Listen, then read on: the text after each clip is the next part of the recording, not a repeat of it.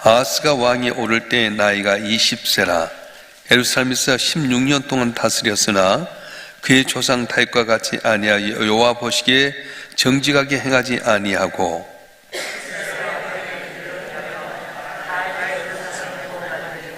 또 흰놈의 아들 골짜기에서 분향하고 여호와께서 이스라엘 자손 앞에서 쫓아내신 이방 사람들의 가증한 일을 본받아 그의 자녀들을 불사르고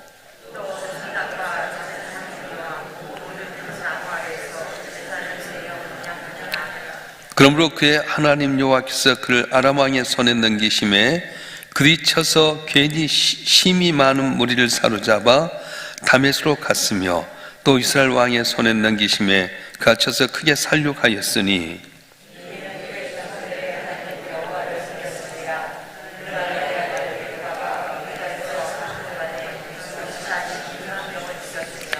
에브라임의 용사 시그니는 왕의 아들 마세아와 국내 대신 아스리감과 총리 대신 엘가나를 죽였더라.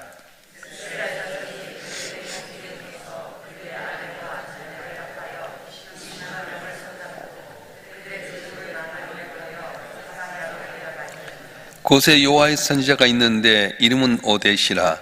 그가 사마리아로 돌아오는 군대를 영접하고 그들에게 이르되 너희 조상이 하나님 여호와께서 유다에게 진노하셨으므로 너희 손에 넘기셨거늘 너희의 노기가 충천하여 살육하고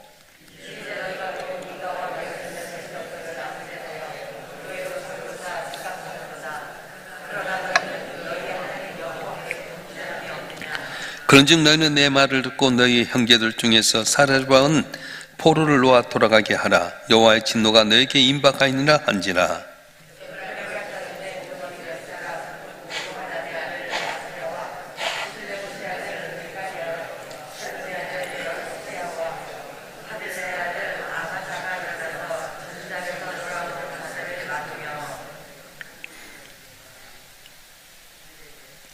그들에게 이르되 너희는 그 포로를 이리로 끌어들이지 못하리라. 너희가 행하는 일이 우리를 여호와께 허물이 있게 하미니 우리의 죄와 허물을 다하게 함이로다.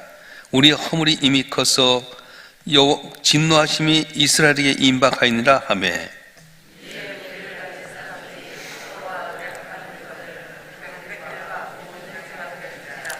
이 위에 이름이 기록된 자들이 일어나서 포로를 맞고 노력하여 온 것 중에서 옷을 가져다가 벗은 자들에게 입히며 신을 신기며 먹이고 마시게 하며 기름을 바르고 그 약한 자들을 모두 나귀에 태워 데리고 종려나무성 여리고에 이르러 그의 형제에게 돌려준 후에 사마리아로 돌아갔더라.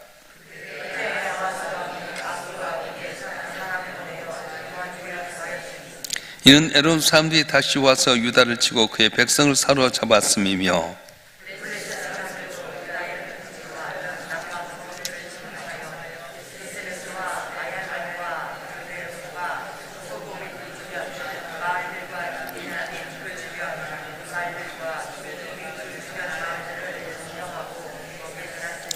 이는 이스라엘 왕 아하스가 유다에서 망령되이 행하여 여호와께 크게 범죄하였으므로 여호와께서 유다를 낮추심이라.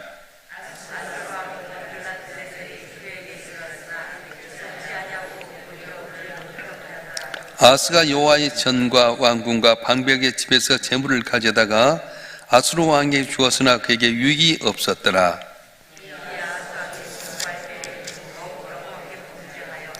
자기를 친 다메섹 신들에게 제사하여 이르되 아람 왕들의 신들이 그들을 도왔으니 나도 그 신들에게 제사하여 날 돕게 하리라 하였으나 그 신이 아하스와 온 이스라엘을 망하게 하였더라.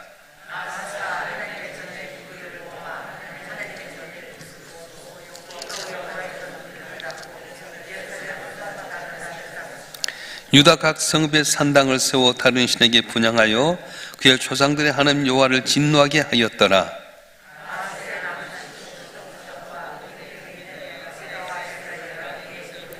다 같이요. 아하스가 그의 조상들과 함께 누움에 이스라엘 왕들의 묘실에 들지 아니하고 예루살렘 성에 장사하였더라.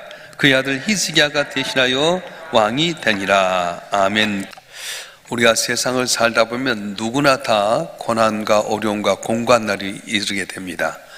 이럴 때 우리가 어떻게 하느냐에 따라서 전화위복이 될 수도 있고 아니면 그것 때문에 망할 수도 있습니다. 오늘 본문의 말씀은 남쪽 유다의 아하스라고 하는 왕의 이야기인데요. 20살의 왕이 되어서 16년 동안 이렇게 나라를 통치했습니다. 그런데 참으로 험난한 이렇게 인생을 살았습니다. 험난한 인생을 살게 된 이유가 오늘 본문에 나오게 되는데요. 하나님을 버리고 우상을 섬겼기 때문이다, 그렇게 말합니다. 우리가 하나님의 자녀로 태어나고 하나님 믿는다고 하면서도 우리 삶 가운데 공고한 삶을 살게 되면 아마 이유가 있을 거라는 거예요. 먼저는 연단에서 숨같이 쓰임받게 하고자 하는 계획도 있겠지만 우리가 여호와를 버리고 우상을 섬기게 되면 내 삶 속에 파도처럼 밀려오는 공고함을 이기지 못하게 됩니다. 자, 오늘 한번 읽어볼까요?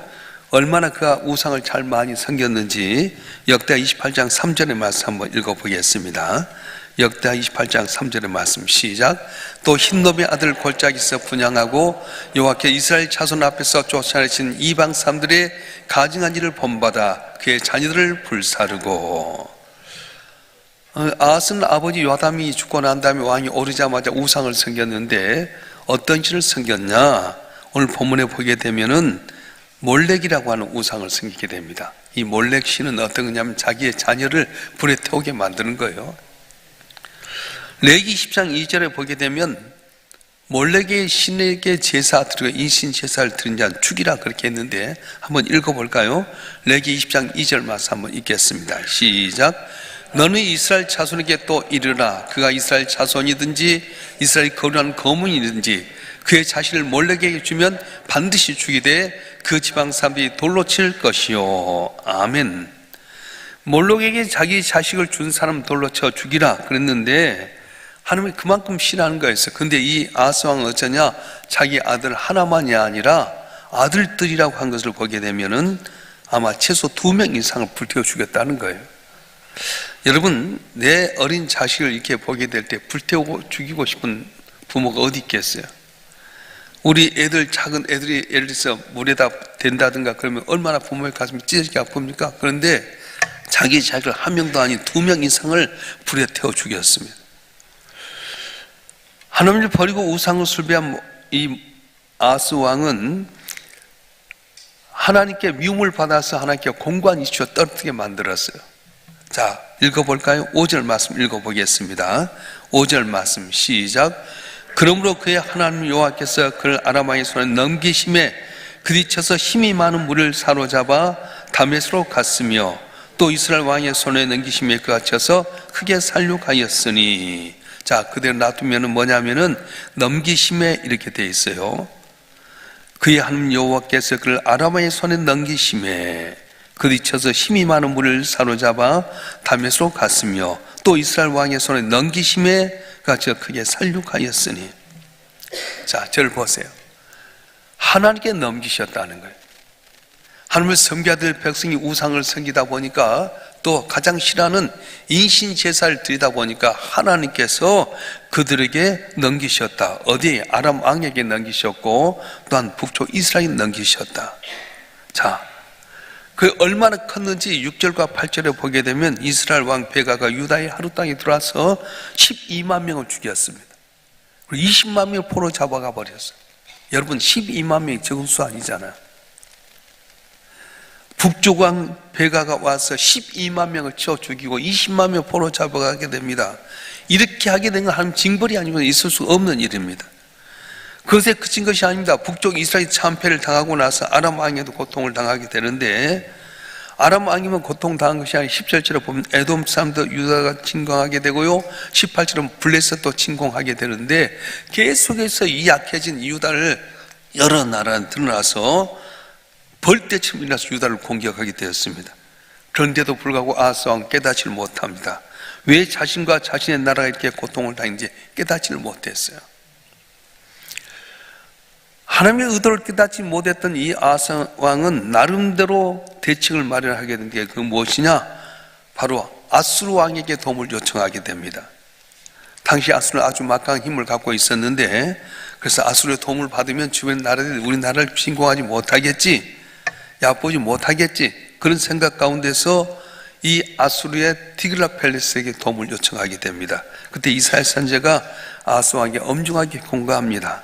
7장에 보면 주변 나라들 탱서 두려워하지 말아라. 그들이 아무리 명렬히 들어올 공격이 올지라도 그들은 연기나 부직갱이의 그루터기에 불과하다, 그렇게 말했어요. 한번 읽어볼까요? 이사야서 7장 4절 말씀 보겠습니다. 시작. 그에게 이르기를 너는 상가며 조용하라. 르신과 아람과 르말리의 아들이 심히 노할지라도 이들은 연기나는 부직갱이 그루터기에 불과하니 두려워하지 말며 낙심하지 말라. 아멘. 주변의 나라들이 들고 일어날지라도 두려워하지 말라.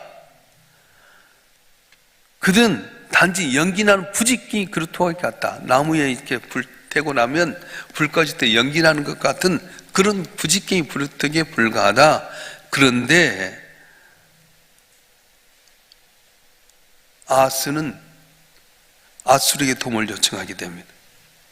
하나님만 신뢰해야 될 텐데 하나님을 신뢰하지 아니하고 아수르를 도움을 요청하게 되는데 더 큰 고난이 오게 된 거예요. 우리 같으면 사람의 도움을 받으면 좀 낫겠지 하는데 하나님 의지하지 않고 사람의 도움을 받으려가 큰 어려움을 당하게 되는데 어떻게 됩니까? 아수르의 군대가 오긴 왔어요. 근데 돕지 않고 오히려 더 어려움을 끼치게 되는데 본문 20절 말씀 보겠습니다. 20절 말씀 시작. 아수랑 디글랏필레셋이 그에게 이르렀으나 돕지 아니하고 도리어 그를 공격하였더라.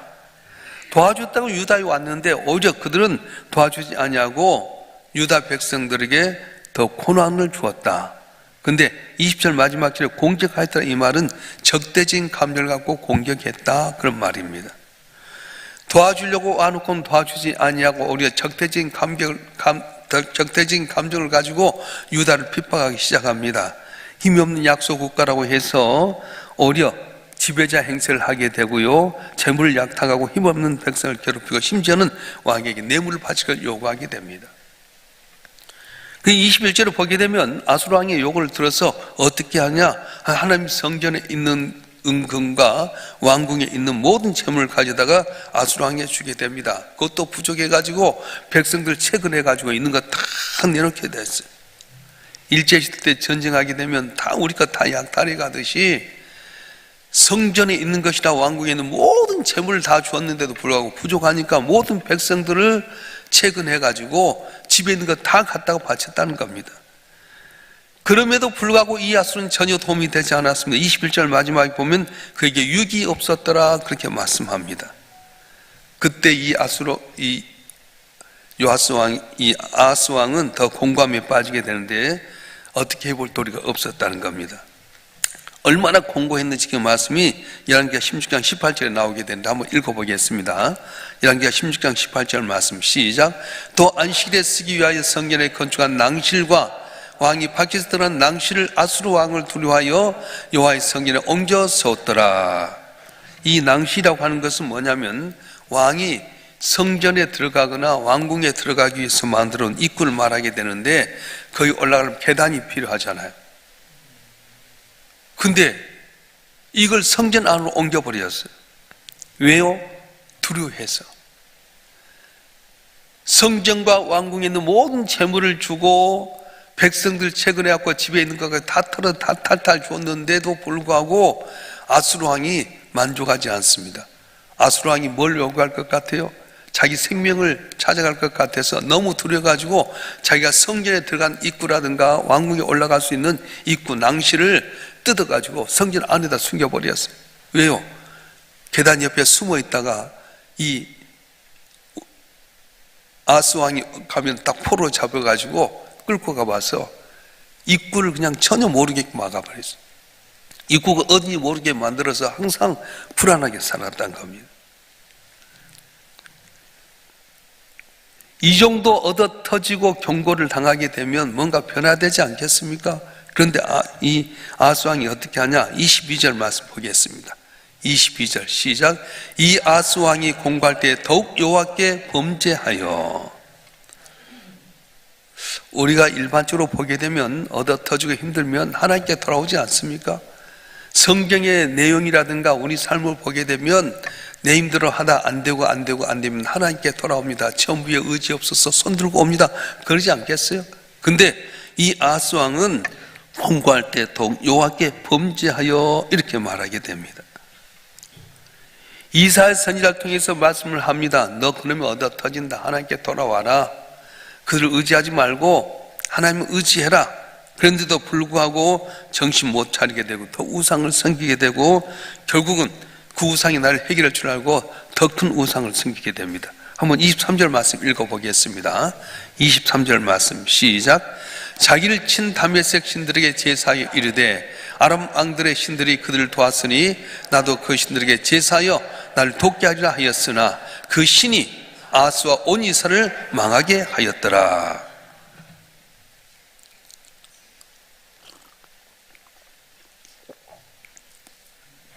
이 아하스 왕이 신들을 섬겼어요.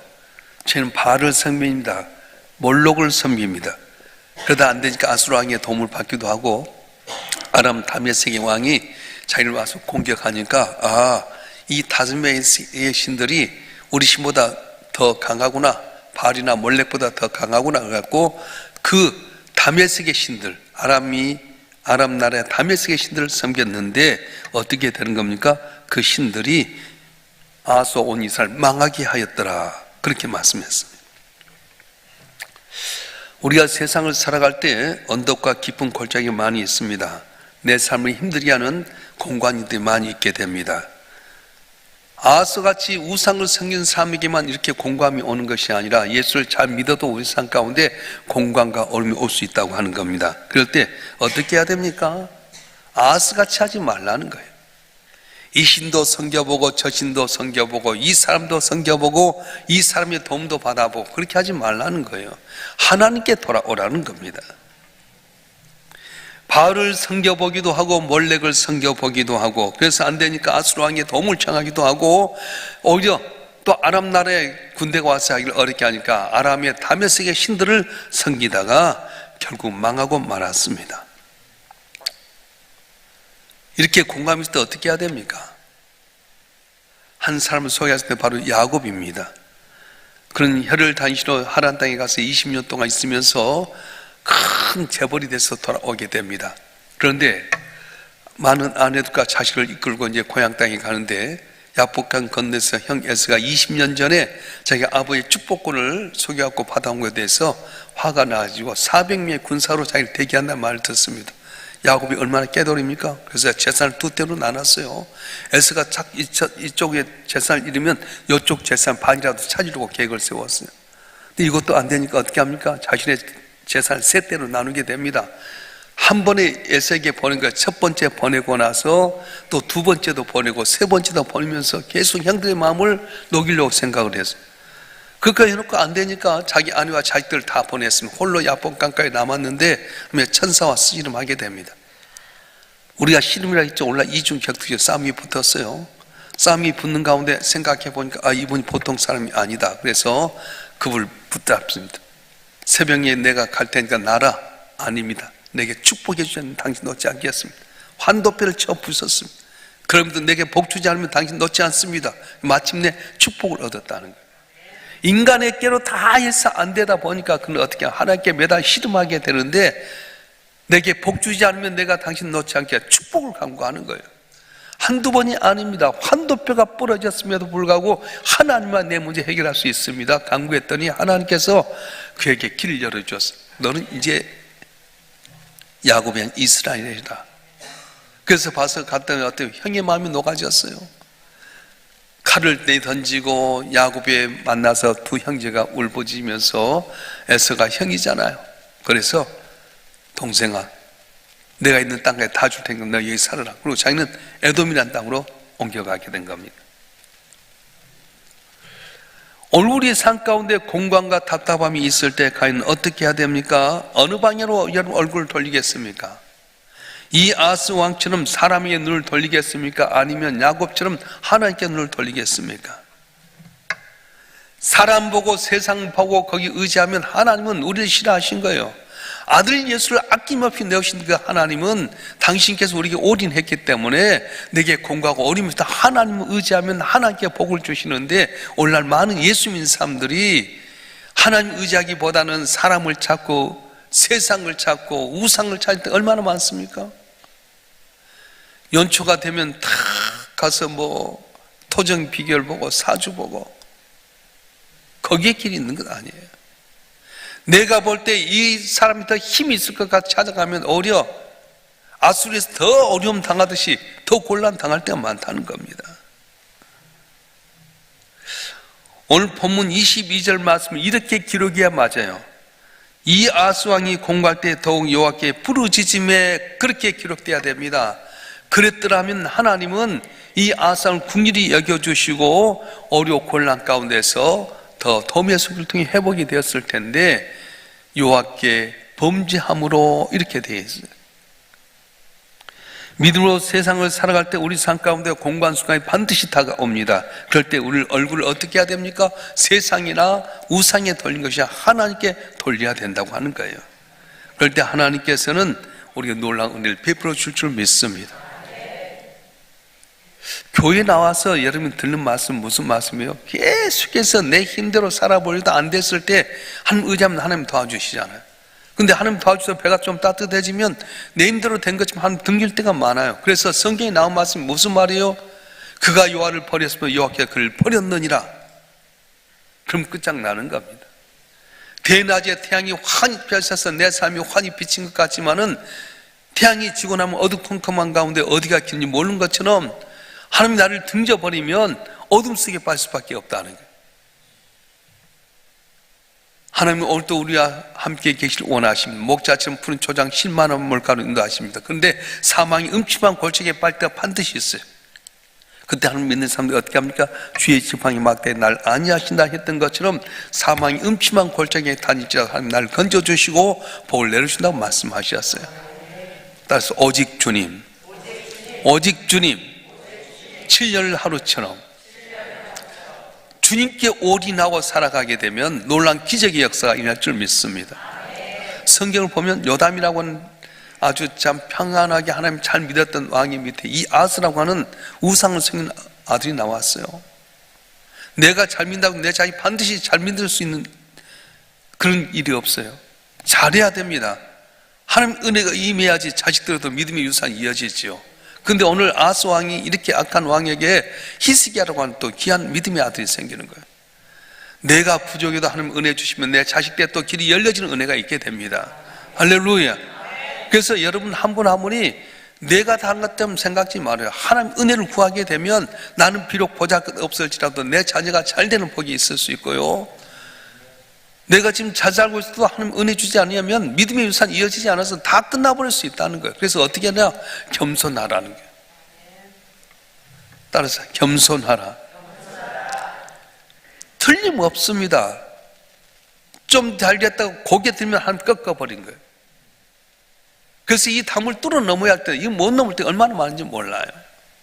바로 저 여러분 한 분 한 분이 오직 주님만 바라보고 하나밖에 없는 외아들 십자가에 못 박혀 내어주시고 죽은 자 가운데 살만히 살기 하늘과 땅의 모든 권세를 갖고 계신 주님을 의지하면 복을 주라고 했는데, 오직 주님 바라고 믿고 의지하는 여러분 한 분 한 분의 삶이 공고한 날 가운데서 주님 의지함으로 말미암아 승리하는 자자 손손이 복을 받는 복된 삶이 되길 주님 축원합니다. 축원합니다. 기도하겠습니다.